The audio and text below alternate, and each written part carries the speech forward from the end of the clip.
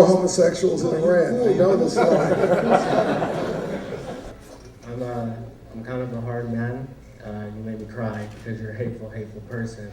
Can you tell me why you're wearing a terrorist headscarf? I'm not wearing a terrorist. What's the boo? That's a cultural symbol of the people. Do not call it terrorist headscarf. It is not terrorist. It's not. 100%. That's exactly what I'm talking about. This is Stand up and when there's someone else out there with you, tell that person we'll sit you in the debate. Here goes all of the... You can actually see, looking at the caption on this photo, where it says that a protester who is wearing the black and white scarf, which is a symbol of the Fatah movement. And the Fatah movement was actually founded by Yasser Arafat, who really made that pattern, the black and white fishnet, the black fishnet on white scarf pattern. He made it become something associated with terrorism. And the Fatah movement was a terrorist movement, and this pattern does continue to be associated with the terrorist movement. In particular, you'll see often the imams, or I don't know if they're all imams, but you see that they wear these scarves, and it has that print on it, and then on at least one end, maybe both ends, it would have the Dome of the Rock or the Al-Aqsa Mosque. And if you don't know what that is, there's a picture right here. And this one in particular has Jerusalem for us written in Arabic, and we are coming written in Arabic. So that might be something interesting. If you see some Arabic writing on one of these scarves, you can come back to this video and compare it and see if that's what it says. And I said, before you start, will you condemn Hezbollah? And he said, well, that question is too complicated for a yes-no answer. So I said, okay, I'll put it to you this way. I'm a Jew. The head of Hezbollah has said that he hopes that we will gather in Israel so he doesn't have to hunt us down globally. For it or against it? For it. Thank you. Thank you for coming and showing everybody what's here. And you're wearing a terrorist neckerchief. Refugee camp, Abu Sibah runs a fighting cell for the mainstream Fatah movement's Al-Aqsa Martyrs Brigades. He learnt his techniques from his own father, also recently killed by Israel.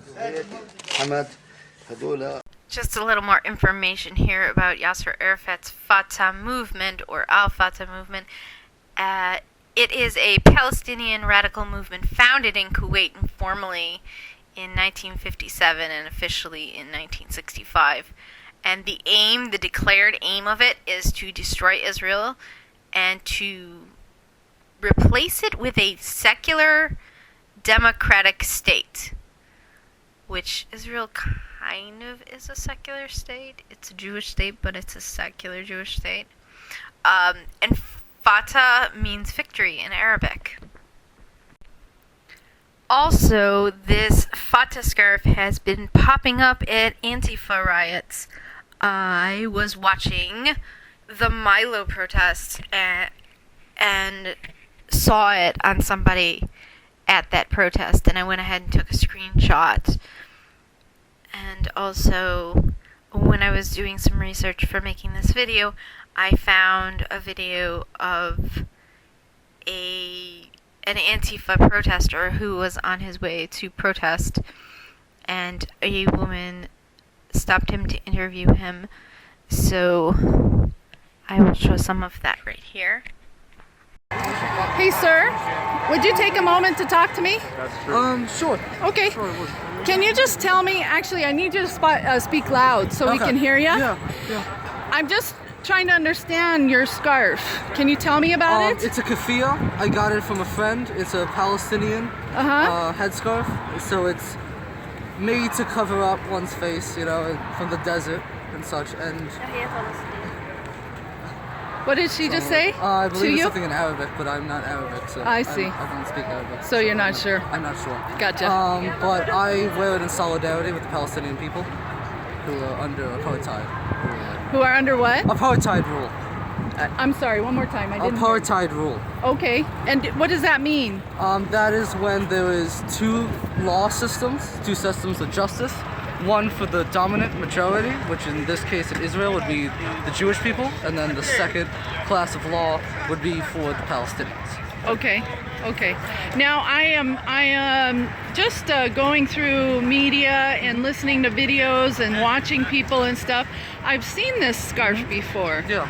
And my understanding, it has actually, and maybe you know about this or have heard of this, it has some kind of terrorist like tie to it. Well, the thing is, the term terrorist is very loaded. Who is considered a terrorist and who is not is usually who is in power. For example, probably the group that you're most thinking of would be a Hezbollah or a other Islamic fundamentalist terrorist groups like that. But you also need to look at other terrorist groups. As I would say, the American government is a much larger terrorist group than any Hezbollah or ISIS or anything like that. And if you know that that has some kind of meaning, what do you feel about wearing it? I enjoy it. I feel like I'm in solidarity with oppressed people all across the world. I mean, this is more specifically a Middle Eastern thing, but I'm alright. I don't know why they're going that way. And so how long have you lived in America?